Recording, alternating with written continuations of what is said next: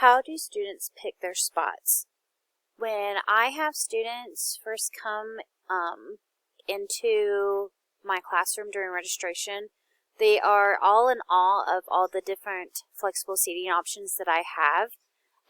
The first week of school, and it might be like week 1 and week 2, but the students have a chance to sit at each spot for at least 2 days so they can see if that is the right seating choice for them and their learning style. And then towards the end, I have them write down on a sticky note their top 3 seating choices that they would like.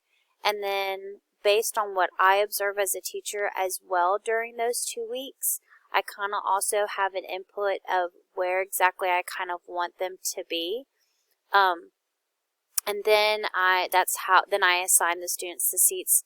Now, if I notice that throughout my instruction time that students are having a more difficult time staying engaged, or the seating is just not right for them, I let my students know that I am in charge of the seating, and that if I feel the need that they need to move and that spot is just not the best choice for them, then I have the ability to move their seating.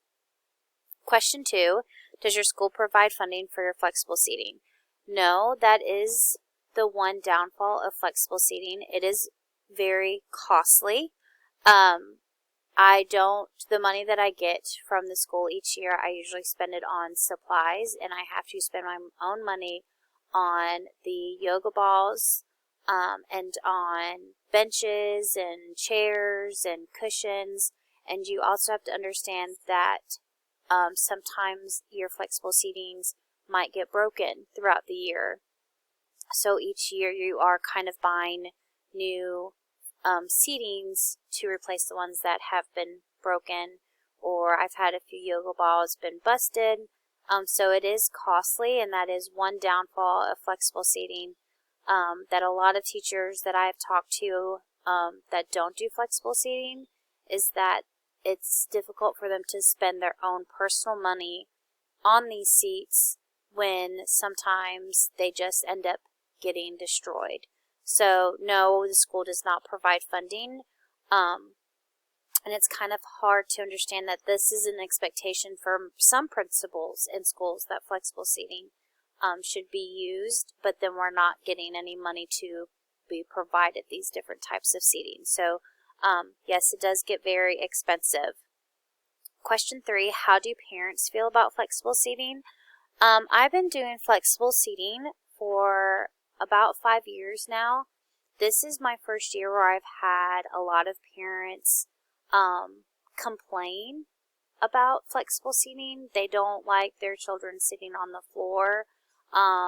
They have complained that their child is not engaged on the floor when I see differently in the classroom.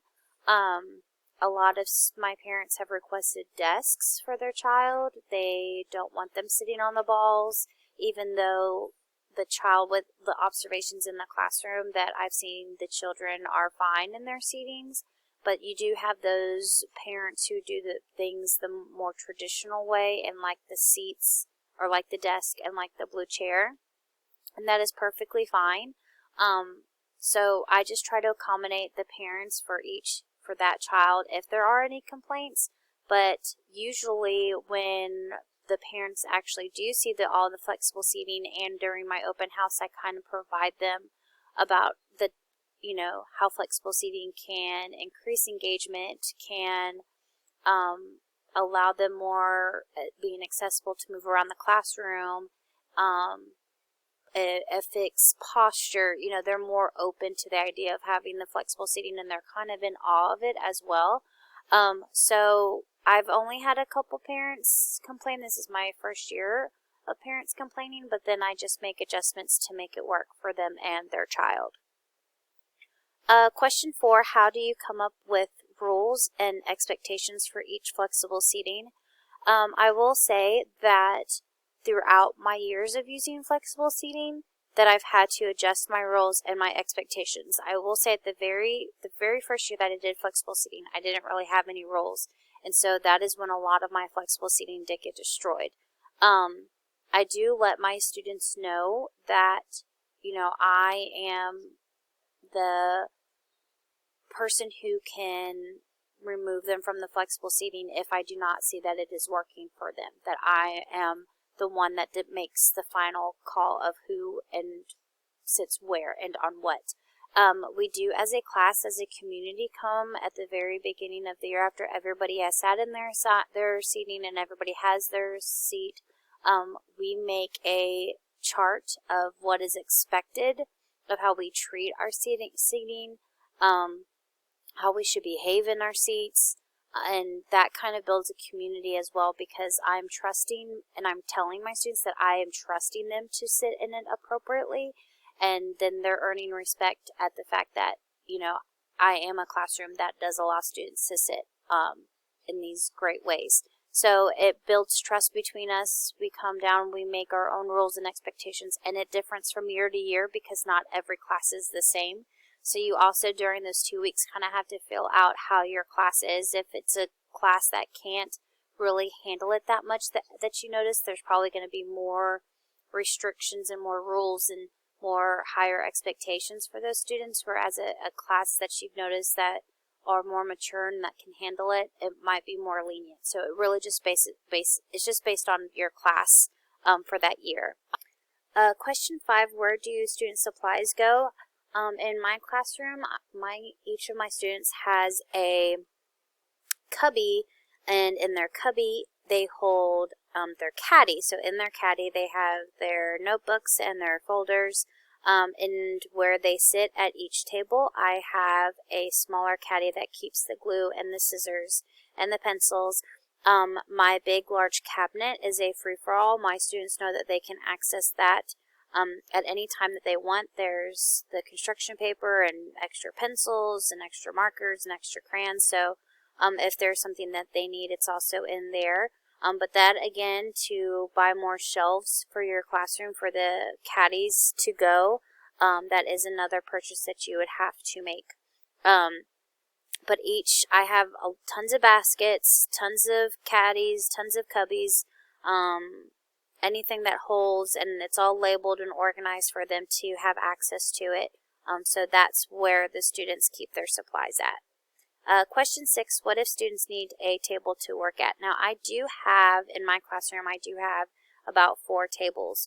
One table has where the therapy balls, another table has regular blue chairs, another table has stools, and then I have a lower table where it sits on the floor. Now, and then I have rockers for students to sit on the floor as well. So for those students who are sitting on the floor and they need a table to work at, they're able to get up and go to one of the tables that is higher up. That's just the best part of them just being able to go and join a group and having that access to it.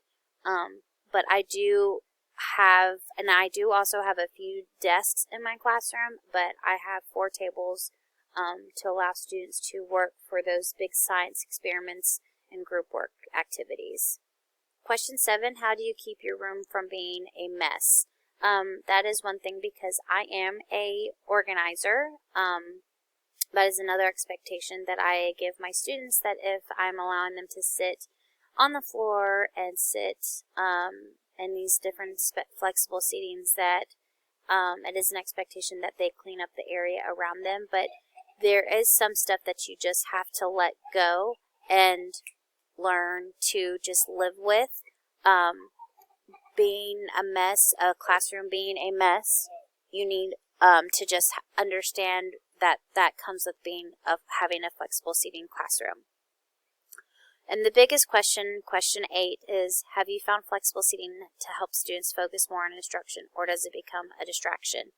I have seen both throughout the years of me doing flexible seating. And again, that's where I come into play, and I am able to move each student if I need to move them from their flexible seating. But I have also found that it is a respect factor and it is a trust factor, and it builds a good, strong relationship between a student and a teacher. And I actually have noticed more students being engaged in what I'm doing, because those students who aren't technically diagnosed with ADD or ADHD, the simple bouncing of the ball or having the rubber band on the bottom of their chair that they can just kick, or allowing them to move from different positions while they're sitting on the floor or quietly rock, it keeps them engaged in what I'm doing. Just like when we talk on the phone and we doodle while we're listening to something, it's the same thing for students, but just having them move. It doesn't cause a big distraction, and that is something that if they need to bounce on the ball, I do say we're not bouncing like we're on a trampoline, that we're doing small bounces. So that's another expectation that you have to set with your students. But I have noticed that students are more engaged and actually have an understanding that if Miss Stevens or Miss Harris is allowing me to sit in these flexible seatings, that I have to respect them and, pay attention and prove to them that this is a good choice for me to sit in. So throughout the years, I have noticed that students focus more on the instruction and have a better respect towards the teacher and the teaching aspect than they would when they are sitting in a chair with their head down or slouched down, that they're up and ready to learn, rather than feeling, oh, here we go, another day of just sitting here and listening to the teacher. Again, it's that trust factor. So yes, I have seen a major difference in student focus, engagement, and achievement.